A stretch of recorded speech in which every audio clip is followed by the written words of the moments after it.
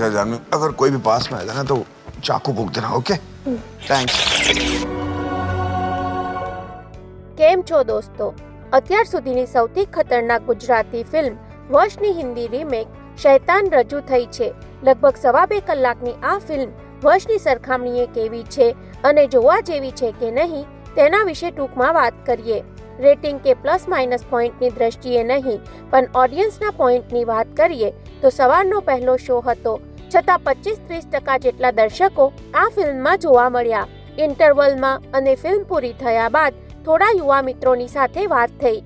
ઘણા એવા દર્શકો હતા જેમણે વશ જોયેલી અને એવા પણ દર્શકો હતા જેને આ ફિલ્મ વશ નામની ગુજરાતી ફિલ્મની રીમેક છે એવી ખબર ન હતી. ટૂંકમાં બંને પ્રકારના ઓડિયન્સ સાથે વાત કરીને તમને આ રિવ્યૂ જણાવીએ છીએ. વશ જોઈને બેઠેલા દર્શકોનો તો એક જ જવાબ, હિતેન કુમાર જેવી મજા નથી. ફિલ્મ કેવી છે કે કેવી નહીં તેના કરતાં આર માધવન હિતેન કુમાર જેવા નથી જામતા એવો જ મત સૌથી વધારે જાણવા મળ્યો. જે લોકોએ વશ જોઈ નથી તેમને ફિલ્મ થોડી લાંબી લાગી હોવા છતાં મજા આવી. એકદમ નવા જ વિષયની આ ફિલ્મ તેમને ડરાવવામાં સફળ રહી. અમારા મતે વશ ફિલ્મ સાથે સરખામણી કરવાની હવે જરૂર નથી, છતાં એક ગુજરાતી તરીકે એટલો ગર્વ લઈ શકાય કે ગુજરાતી ફિલ્મની રીમેક અજય દેવગન જેવા જાણીતા પ્રોડ્યુસરે બનાવી, જેઓ સારા વિષયો ધરાવતી રિજનલ ફિલ્મોની રીમેક સારી રીતે બનાવતા રહ્યા છે. દ્રશ્યમ અને ભોલા બંને રીમેક હોવા છતાં ઓરિજિનલ ફિલ્મ કરતાં સારી બની છે એવું કહેવાવાળા ઘણા દર્શકો મળશે.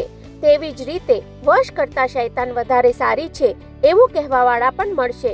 એટલે સરખામણી થોડી કરી લેવી જરૂરી છે.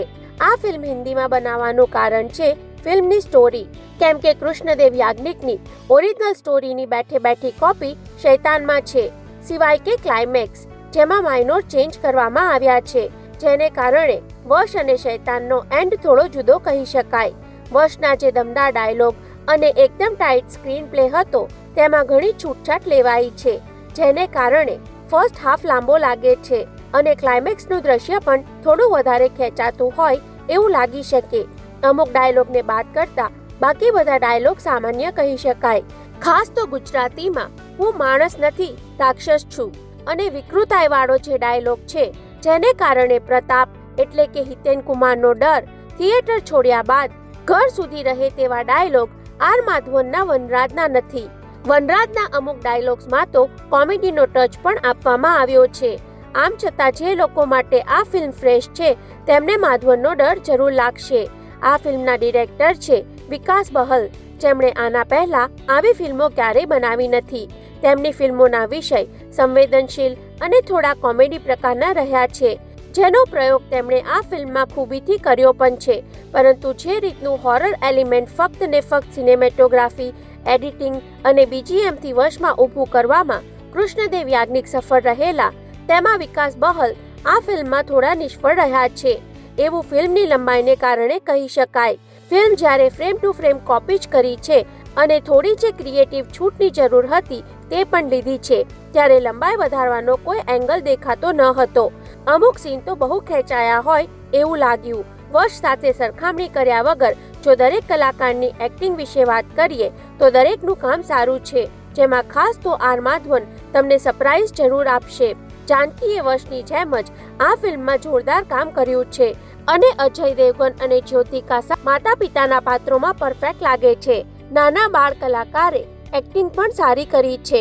ઓવરઓલ વાત કરીએ તો વશીકરણની વાર્તા ધરાવતી આ ફિલ્મનો વિષય એકદમ ફ્રેશ છે અને વશ ગુજરાત બહાર ખાસ જોવાઈ ન હોવાને કારણે બોલિવૂડની ફિલ્મો જોનારા દર્શકો આ ફિલ્મથી ચોક્કસ પ્રભાવિત થશે અને કદાચ આ ફિલ્મ 100 કરોડની ક્લબમાં સ્થાન પામે તો નવાઈ નહીં.